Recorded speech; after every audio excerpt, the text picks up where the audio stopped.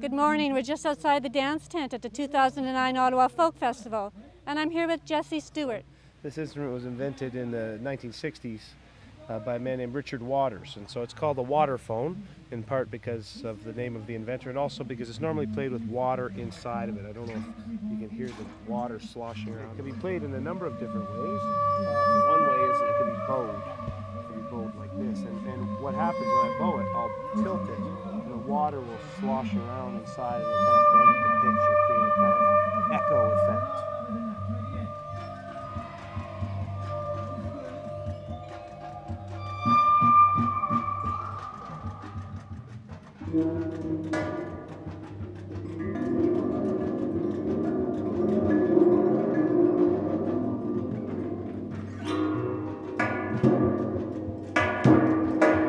Quite amazing that somebody can invent an instrument like this. Where would they even come up with the idea?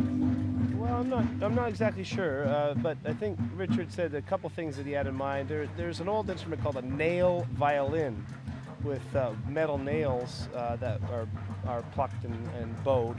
And so he said that was, I think, part of the reference, part of the inspiration for this instrument. And I think also maybe there's a type of water drum, I think from Nepal, I think he was thinking of as well. And but then he came up with this idea.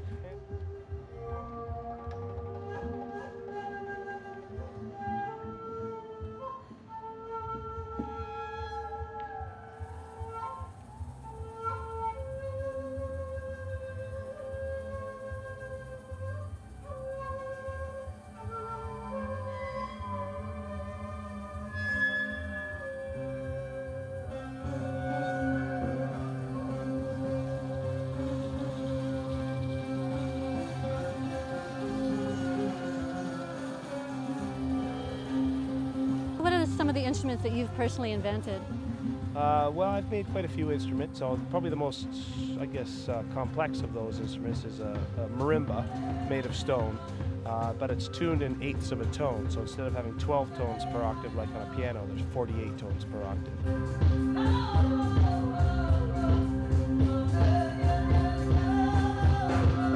So you were involved with a student-led project here for the festival as well with balloons. Can you tell me a bit about that? There's a group called the Balloon Orchestra that started in one of my classes. I teach music at Carleton University in Ottawa. One of the questions that I posed to the class was, living in the 21st century, maybe we need to expand our conception of instrumentation, because nowadays you can use just about anything. Well, I asked them as a class to come up with an ensemble that would include everyone in the class, including myself.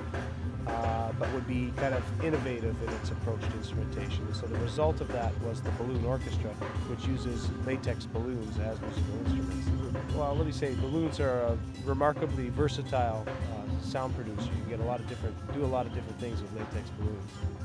Is it common for some of the balloons to pop as you're doing your orchestra? Yep, yeah, that's a common occurrence, yeah. But it becomes part of the music, when that happens. Everybody was really excited about this project, and they'd like to come back next year and do it again. Yeah, for sure.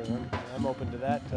The response was, I think we were all surprised by the level of enthusiasm. Let's say the audience was it was enthusiastically received, which was nice. Thank you very much. It was nice to meet you.